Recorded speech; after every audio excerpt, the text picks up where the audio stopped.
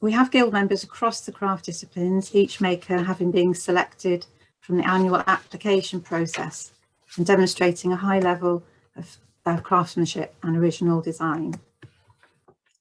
We're moving on, sorry.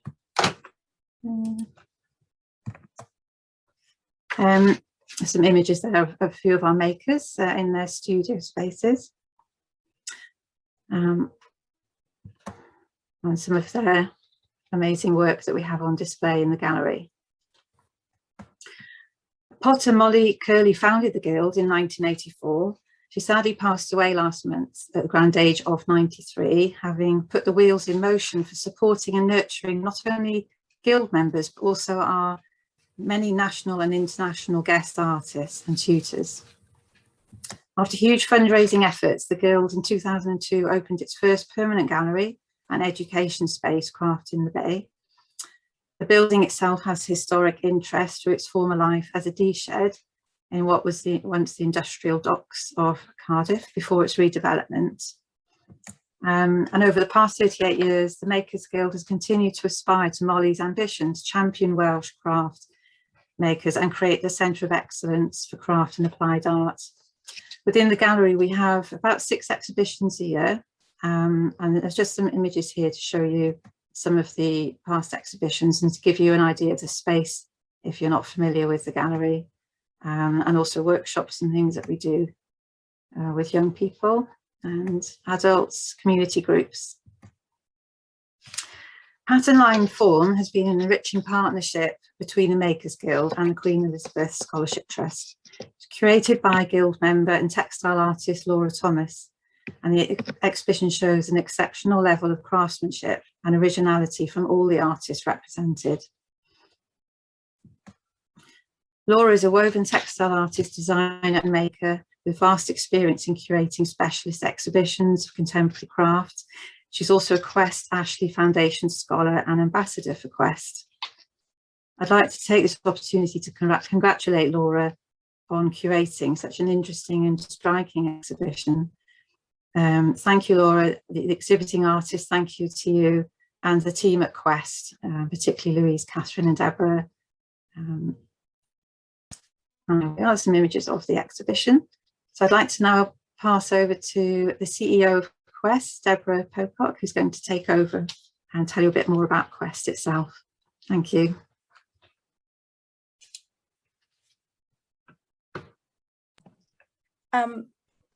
Charlotte, thank you so much. And as Charlotte says, my name is Debbie Pocock, and it's my great honour to be the CEO of QEST. Before I just tell you a little bit more about QEST and introduce the curator, Laura Thomas, and 3 of our amazingly talented scholars who feature in the exhibition, I'd just like to take this opportunity to thank Charlotte and the Makers Guild Wales for hosting this exhibition. A fantastic opportunity and collaboration, so many thanks indeed. QEST, for those of you in the audience who don't know about us, QEST is the Queen Elizabeth Scholarship Trust, and we were founded in 1990 by the Royal Warrant Holders Association.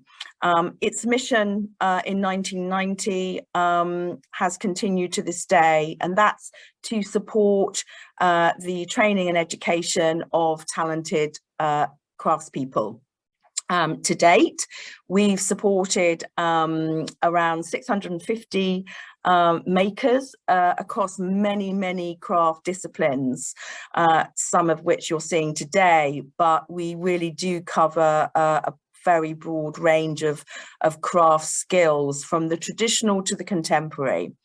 And we're really enjoying seeing the evolving tradition of crafts. And I think, you know, we're going to understand a little bit more about that today from some of our panelists. We are a charity, and people who want to apply for a scholarship can do so twice a year. And please do have a look at our website about the makers that we've supported, about how to apply for a scholarship, and of course, how to support us. again, thank you so much, Makers Guild Wales. And I'd now like to hand over to the curator, QEST Scholar and Ambassador, Laura Thomas. Thank you, Laura, and so great to have you with us here today. Thank you very much, Debbie, and thank you all for joining us today. Before I talk a little bit about the exhibition, I need to do my thanks as well, and yeah, obviously a huge thanks to QEST and the Makers Guild for responding so enthusiastically and positively to this idea to put this exhibition together. I've been a long-term member of the Makers Guild Wales. I think it was about 2005 that I became a member, and I've been very active over the years as a trustee for a period and on the Education and Exhibitions Committee. And it's been a really sort of important part of my own personal practice. And then in 2019, I was very honoured to receive funding from QEST for developing one aspect of my practice, to develop my dyeing practice. And I was obviously so thrilled to get that funding. But what was almost a little bit unexpected is the warmth of the organisation itself and how much more they do for makers, aside from just for funding training. They're so proactive in supporting makers. So with that in mind, I was really excited to kind of put myself forward to become an ambassador for the organisation last year. So my particular role as an ambassador was to sort of raise the profile of what QEST can do for makers, particularly in Wales, where I'm obviously based. And so it seemed incredibly logical to introduce QEST to the Makers Guild and vice versa, and see what we could do together. So as we started sort of talking about the idea for an exhibition, we were quite keen for the focus to be on the more sort of contemporary makers that QEST support. Now, QEST supports makers in a huge range of disciplines, from heritage, conservation, crafts, right through to the really kind of avant-garde contemporary works. And so it was at that more contemporary end that we wanted to focus upon for this show. To give you a little insight into the curatorial process, I spent a very pleasant number of hours going through all of the alumni that are listed on the QEST website. I know Debbie's mentioned that already, but I do really encourage those of you in the audience that haven't done that already to set aside a few hours to go and see, I say, the range of makers they've supported. It was absolutely fascinating. I can't admit to actually looking at all 650 of them. There was a little bit of editing, but I had a good look through a huge number of these makers. And as I was doing that, I was obviously making lots of notes and collecting images of work that was really sort of capturing me, and putting together sort of slideshow presentations where I was grouping works and starting to kind of see what themes were evolving as I was doing that. Now, I could have very, very, very easily have had about 50 makers in this exhibition. It was hard work kind of narrowing things down. But it was all about trying to make sure there's a good balance of disciplines, different scales of work. And as I was doing this sort of filtering and reflecting, a very sort of clear theme was evolving of pattern, line and form. Now, obviously, these are real sort of design fundamentals, I think, for all makers. But I think what really kind of connects those that are in this exhibition is a real kind of purity of line, real precision of craftsmanship and making skills, and quite intelligent use of colour. It's all very, very, very considered and very aesthetically beautiful, and clear mastery of materials demonstrated throughout. So just to conclude on the sentence that I concluded my statement for the exhibition with, a quiet authority permeates the works. A scale, composition and precision of finish commands our attention. And I'm sure you're all going to really enjoy listening to Philip, Nico and Yeena tell us much more about their work and their practices today. So thank you very much, and back to you, Debbie.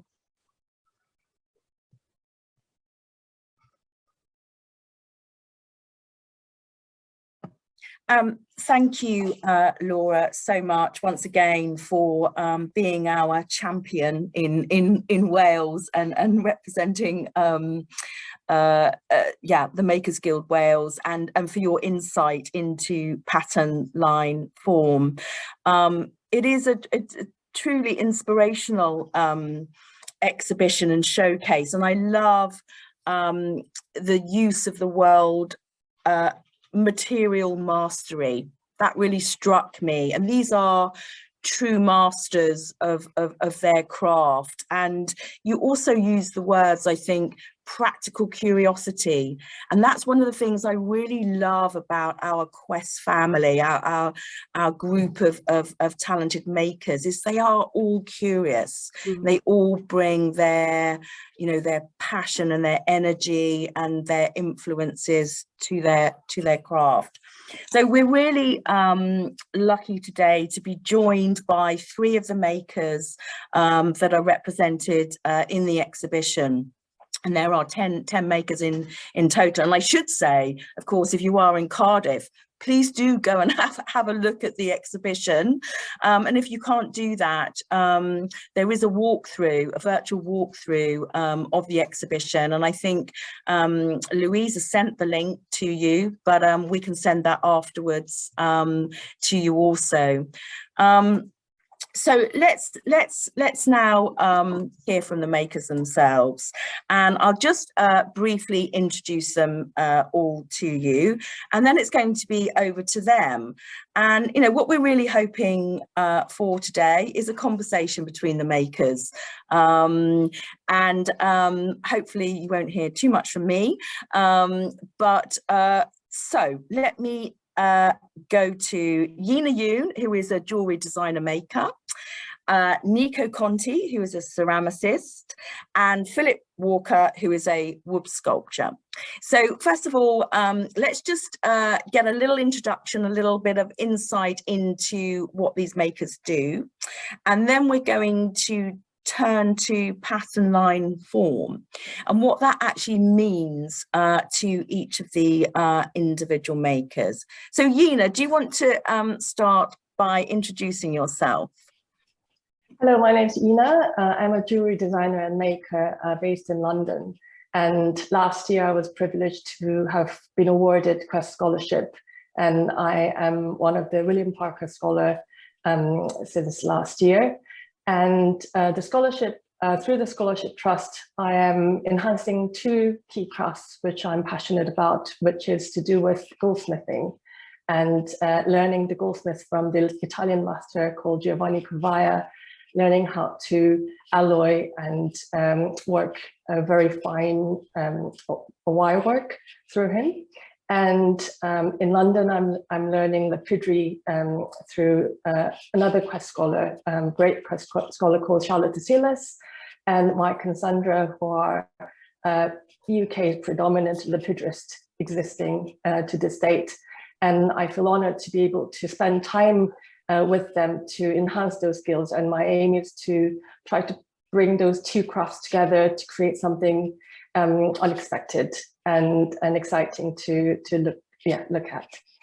Lovely, thank you so much. And we always really enjoy applications where you're learning with an existing QEST scholar. That is so pleasing. And you're right, Charlotte Kingston is a legend.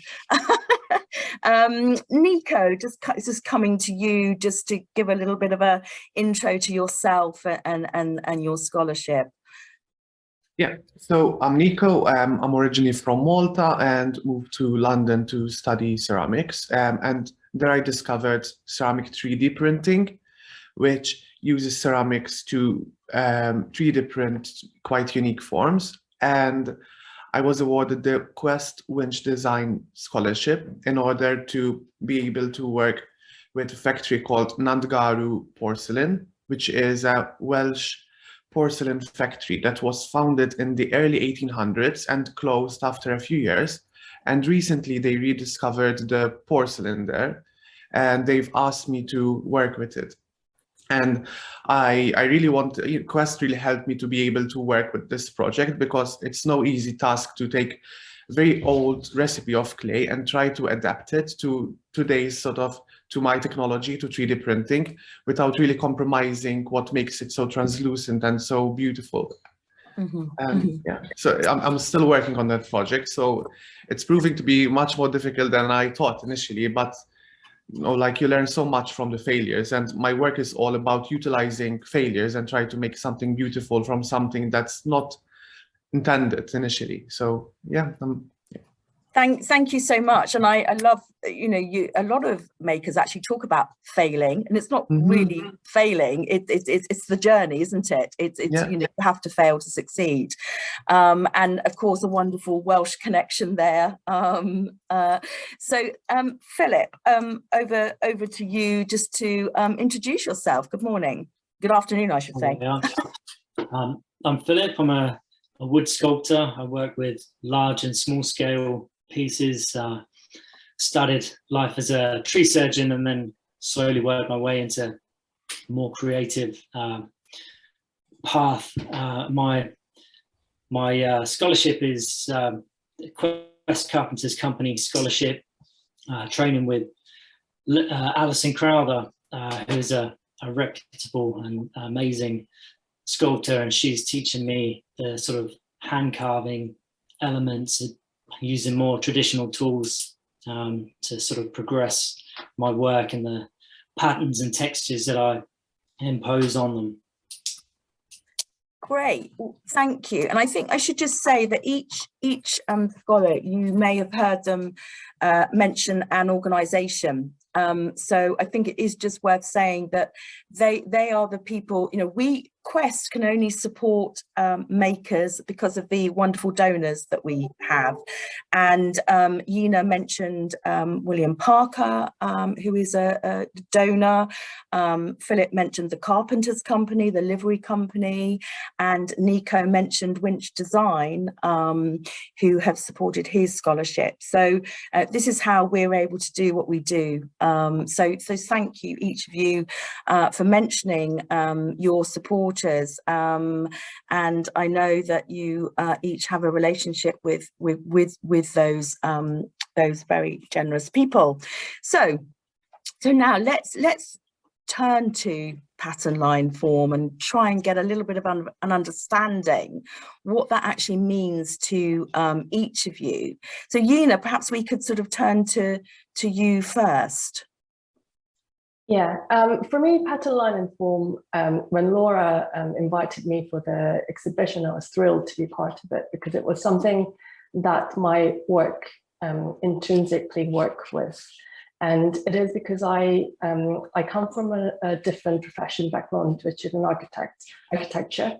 And coming from architecture, I always had to deal with a defined geometry. And when you're designing as a designer, you always question what it means to be geometric and what the line means, line represents to you. So it had a lot of kind of, and those meanings have a lot of interplay in my own design as well. So I like to use contrasting themes in my work, which is geometric versus organic.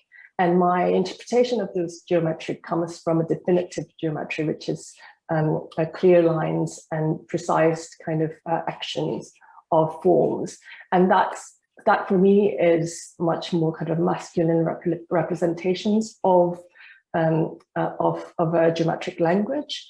And then I try to use the voids and then also to organic elements to create that balance. So when I'm creating a line, I deliberately introduce curves or an element of curvatures or organic elements to compensate the kind of directions that it wants to do. And I love those kind of interplay between the two. And that is coherent in the theme that I in my work. Yeah, it's so interesting. You're bringing a sort of architectural perspective to your work. Nico, for you, I mean, you probably have lots of influences in your work, but specifically, when Laura came to you, what went through your mind in terms of pattern line form and what you thought you should present at this exhibition? Yes, I think I also agree with what Yeena said. When I I never really associated pattern, line, and form with my work until I was invited for this show, and it made me really think how I interpret line. And my inspiration for my work has been lace and Maltese lace, to be exact. And it's essentially, you know, like a pattern, like an outline of a shape. And I wanted to emulate that and try to make it 3D. And the way ceramic 3D printing works is by creating layer by layer by layer. So essentially, it's like you have like a bunch of lace stacked up on each other to create very intricate forms. But however, with 3D printing, you often get very straight, very uniform lines. And that's something that I wanted to get away with. So I use the idea of failure, use the concept of utilizing this failure to create quite unusual pattern, making it look more organic as well. And this contrast for me is quite important because essentially I'm using machinery, but the end result I wanted to look something that's made out of nature, possibly like a sea urchin or a sea coral. Yeah. Yeah, okay. And Philip, you know, you are working with a very, you know, organic product, wood. Yeah, and you know, wood inherently has patterns within it, and part of what I do is create forms that exploit those patterns, and you know, selection of timbers, whether it's the species or a particular grain pattern that I'm looking at, and how I'll use the form to exploit that in the way that I want. And then, you know, another thing that really excited me about this exhibition was line, and line is something that I use to sort of force upon certain pieces where I ignore the patterns within the timber and, you know, tell my own story through the lines that I'm using. Yeah, so, you know, form for me, because I work on such a varying scale, you know, with my larger scale works, it's often the form is the first thing that you see, and so it's really important that form then draws you in to see whatever patterns I've tried to exploit on a smaller scale. Yeah. And I suppose what would be really good, perhaps, Philip, and I'm saying to Lou, who I can't see, but she's going to produce magically a picture of Philip's work in the exhibition. So perhaps we can have a look at that, and you can tell us a little bit about, you know, sort of, you talked about, you know, how you start, and perhaps you can tell us a little bit more about how you've actually produced this work and what the inspiration was and what the material is that you're using, what sort of wood that you're using.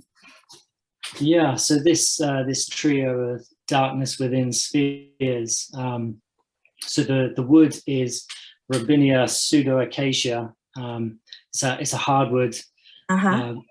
You know, lovely wood to work with, and so the form is it's a simple sphere. It's something that I use quite a lot in my work, because it's you know, the sphere is something we can all relate to. We see it from the beginning of life, and I think it's quite a comforting shape.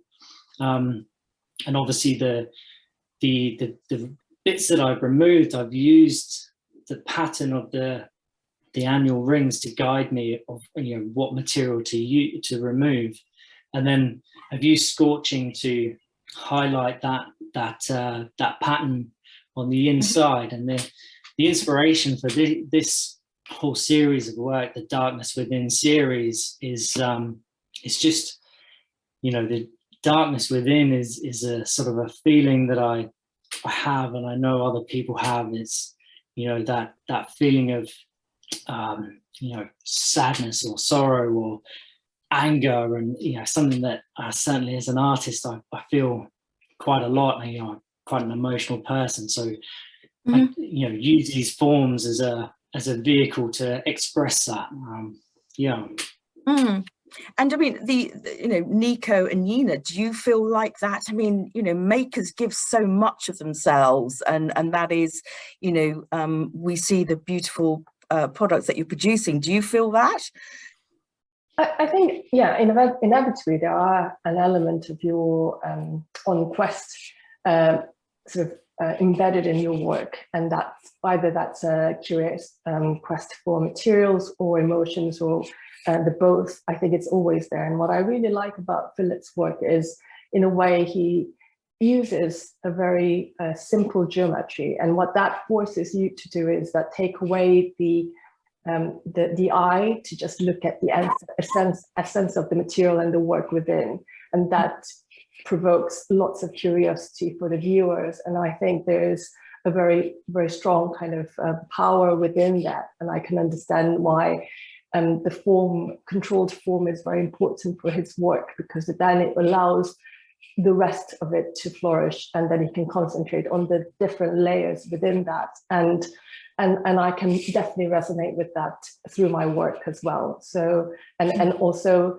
as a contrast, but in a similar theme, what I am admiring in Nico's work, on the other hand, is that kind of letting the process take you to the place, so that you're letting go of that control in some ways, you know, and see how that kind of deliberate failures or unintentional failures can lead you to something unexpected.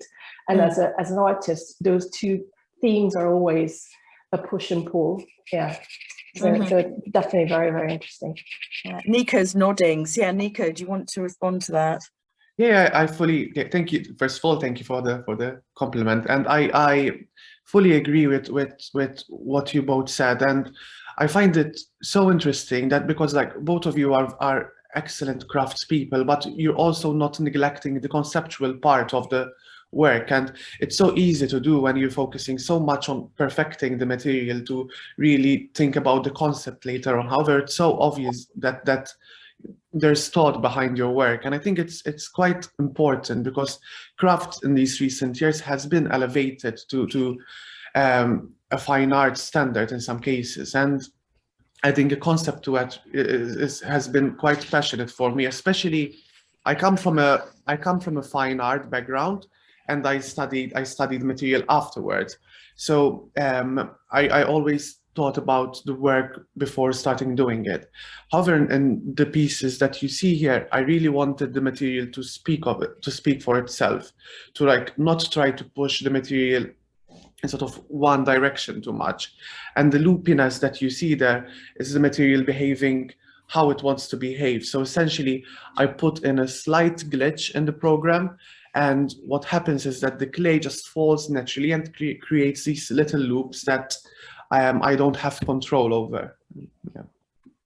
Okay, I mean, it is exquisite, your work, and I've seen some of it at first hand, and the reactions that people get to it, because they can't quite work it out, they sort of thinking, how has he actually done that? And that goes back to that sort of curiosity. You know, the curiosity of the viewer is equally as important as the curiosity of the maker. Yeena, do you want to talk a little bit about some of your work and that you've got at the exhibition, and sort of, you know, how you've approached those pieces of work and some of the materials that you've used? Yeah, the work on the left that you see is a mini kind of sculpture piece that has jewellery embedded in it. So when those elements that you see on the left are a combination of necklaces, earrings, and the ring, and the earrings would go inside the cage, and the rings will go inside the cage, sorry, and the earrings will hook back to the stone that has been carved, and you can stack them together, and it will be an object that can be displayed as an art. And the whole concept and the idea came from the fact that a lot of expensive jewelry always stays inside the box and hide inside the closet because of its values. And I wanted to sort of rethink why it always has to stay in a box. Why can't it be treasured like an art piece? And at the same time, this particular piece had a theme of the monument. So I wanted something that had the kind of element of monument, and of course Jasper stone had that kind of intrinsic kind of qualities to that. So it has a lot of symbolic meanings to it. And the earrings that's thorned out has sort of the theme, the pattern theme correlated to it, but it's not something that has a grander meaning to it, but it's more for an everyday wear and someone who could actually relate to the bigger piece when they buy it. So my themes always work with this hero piece that has a bit more conceptual layer to it, and then the kind of collectible collections studio pieces that always echo some of these kind of elements, so that it works with sort of different kind of tiers for people to approach the work. Mm-hmm. Okay, thank you. Philip, coming back to you, and perhaps we can look at some of the other work that you've got in the exhibition. You know, you've talked about the emotion of your work, and this work's you know, a little bit different from the other pieces. But you know, what's your, you know, what's your journey? Where are you going next? You know, what's your I mean, you're working with Alison Crowther, who, as you say, is an amazing sculptor, and I should imagine that actually working with her has been incredibly inspiring. But what you know, where do you want to go next? What's the rest of the journey look like? I think I'm still figuring that out. Okay. You know, my scholarship working with Alison has really been to learn the skills to progress my work, and a big element of what we're doing is looking at design and you know, working ideas and you know, how I want to take my work forward. The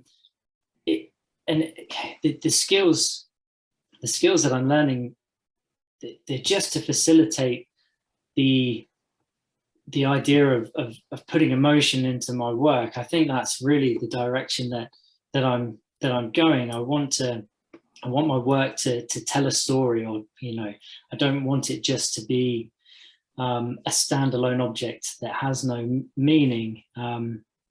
Yeah, so that's where I'm heading with that. So the two pieces that are pictured here, the cube on the right was a sort of an exercise in utilizing some of the carving skills, the hand carving skills, and just an exploration of sort of imposing a texture onto a you know, a really sort of defined form. Mm-hmm. So yeah, just an experiment with that. And then the piece on the left, centralized, is all about telling a story with lines. And I guess for some of my work, it requires an explanation to be understood, and I'd like to refine that so that the work sort of tells its own story without me having to put much input in. That's something I really want to work on. Yeah. Yeah, I mean, the storytelling aspect, the narrative around pieces, I think it is really important. And you know, you may interpret it in one way, but someone else may interpret it in another. And I think that's really sort of an important element of a maker's work. Nico, you're sort of nodding vigorously. You know, your sort of past, or your craft's been an interesting one, and perhaps, you know, I think maybe some of the viewers might like to understand a little bit more about the processes you use. I mean, you've sort of touched upon them, but can you tell us a little bit more about the process that you go through to make these incredibly beautiful pieces? So I start my process by looking at older objects like vessels, architecture, things that have been done in the past. As I'm very aware that my process is very modern, I really want to root what I do and have that link to the what's been done before. And after that, I design everything. And after I sketch, I design everything on a computer. And I use around 3 to 4 different softwares to model the shapes. And one of the final softwares would be to slice it. And essentially, it takes a 3D object and it transforms it into like single layers. So something you see there has around 400 layers of 1 millimeter each, and it creates this object with varying layers. And also there's the processing clay element, which is probably the most time consuming one, because you have to process the clay to the right consistency, and this changes as well with the temperature. So if in summer months the clay has to be softer than in winter time, so it's quite tricky, and that's why failure happens a lot, because these little things really change the outcome of the print, and even the form itself really affects the end result. Fantastic. Thank you. And Yeena, I mean, you know, your architectural background obviously hugely influences your work. And I suppose, I'm a bit curious as to why you switched from being an architect to being a jewelry maker and a designer. I mean, what happened there? For me, when I was doing architecture, I was always designing things through hand, and that had a very interesting intrinsic kind of relationship as what I'm doing now. So for me, it's just a matter of scale. I don't think that there has been much of change in the process that I design as a designer. Mm-hmm. Of course, when it comes to different scale and when it comes to architecture, you are then relying a lot on the people who delivers the work for you. And the freedom that the craft brings, which is through your own kind of method of understanding the craft, there's the sense of liberations, and the speed that it comes with the smaller scale project is quite freeing in many ways, because you are you take the ownership of your own kind of action, and I do enjoy that part a lot. But in terms of the design and the ethos, I was always interested in the craft side of an architecture, and also the materials were always a very important aspect of my design. Mm-hmm. So in that sense, there's still a very kind of correlation to that, and my work inevitably works with a lot of hidden mechanisms, and the engineering that goes behind it is the mechanisms, which is appropriate word for jewelry, is very important in how I design things. And I still feel fascinated when everything looks effortless, and there's a lot of hidden kind of effort that goes inside that. So yeah, I mean, I hope I've answered your question. No, absolutely.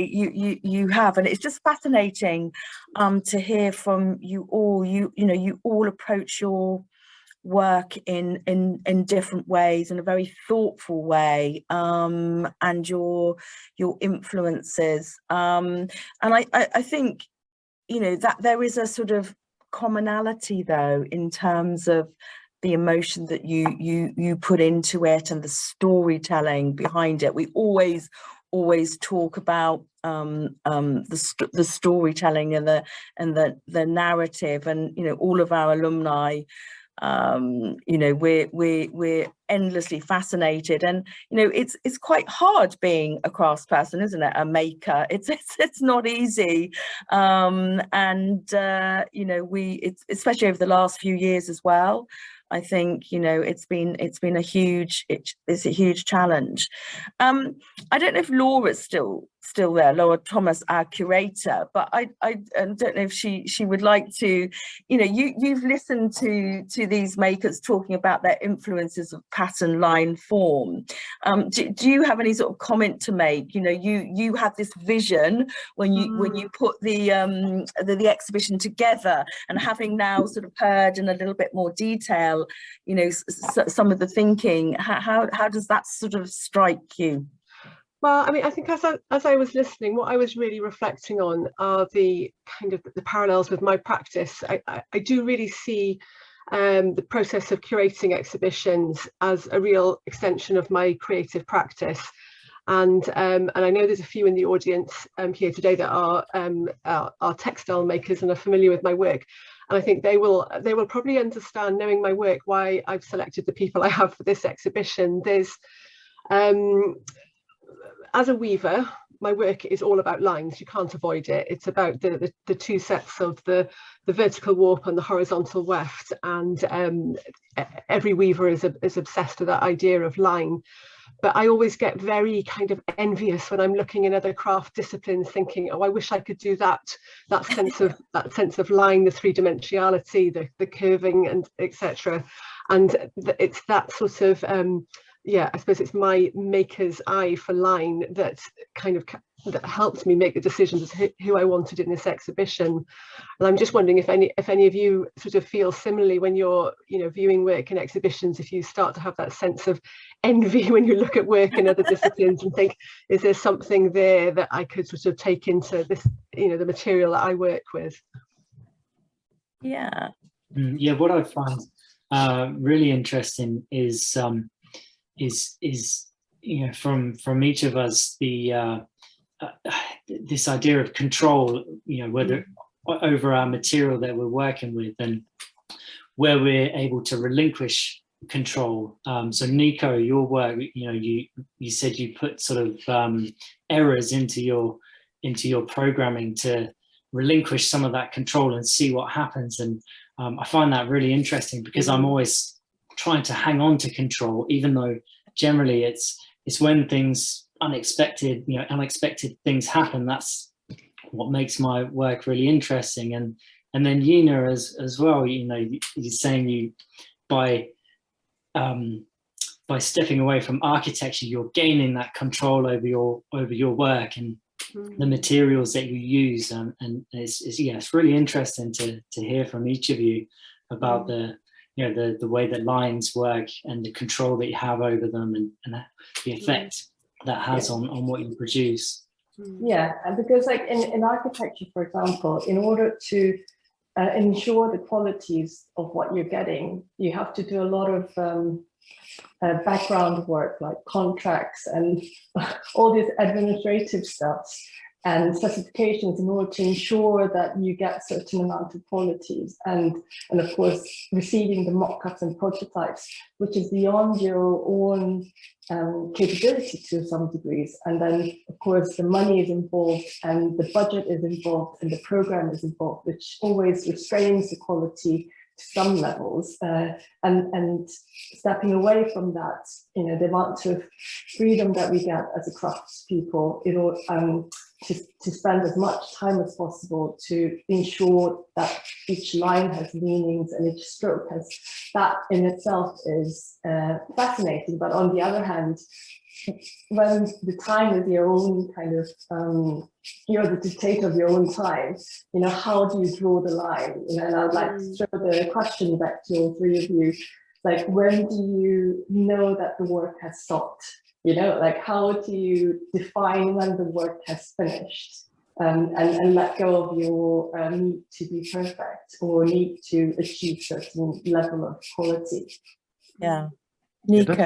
Yeah, that's something I think quite a lot, because I said, you know, like I put failures. So I want failures to happen, but I don't want a lot of failure, you know, so there's always this sort of fine balance. And sometimes I try to think like, what makes the piece successful versus when it completely failed, you know. And I think by the end I just go by visuals, you know, like the obvious, you know, if it has cracks, it's a failure.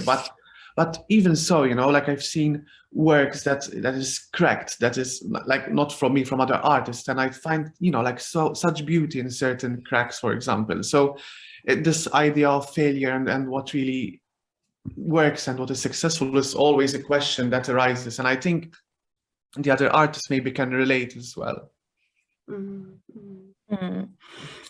Absolutely. Well, we're sort of almost coming to the end of our session. It's been just absolutely fascinating, and I wondered whether anybody had any questions that they'd like to ask. I mean, if so, you know, can pop them in the chat. But there don't seem to be too many. Maybe we've answered all the questions. Yeena, is there anything that you'd like to sort of sum up with, really? Is there sort of anything else that you'd like to like to say? I think it's been really, amazing way to see other people's work through this same theme. And what I really appreciate with Laura's approach was to finding this amazing kind of sort of a basic kind of concept of how the design works, but at the same time it brings out a lot of discussions and narratives to other people. So yeah, I really appreciate that I was elected to be part of it, and also to be able to have a chat to understand a bit more about Nico and Philip's work. Yeah, I think that's such a Laura was talking earlier about QEST and how, yes, we really want to fund people's training and education, but at the same time we want to try and support our QEST family and community, and it is very much a community. And as we have more activity, it is great to see alumni, scholars interacting with each other, because you all have very different skills, but as I said, there is a thread, a theme that runs through all of the work that you do. And so it's really, really great from our perspective to see all of you together and agreeing with each other. We've done some of these when you haven't agreed with each other, but so I think so we have got a question. Yeena, do you actually make up prototypes to guide your makers, or do you commission the prototypes as well? No, I do make lots and lots of prototypes, so that habit hasn't gone away. So when I'm actually making one of my actual conceptual pieces, I end up making 20, 30 prototypes before I do, even from the details to just to simply checking the proportions, because for me, proportions are very important when it comes to design.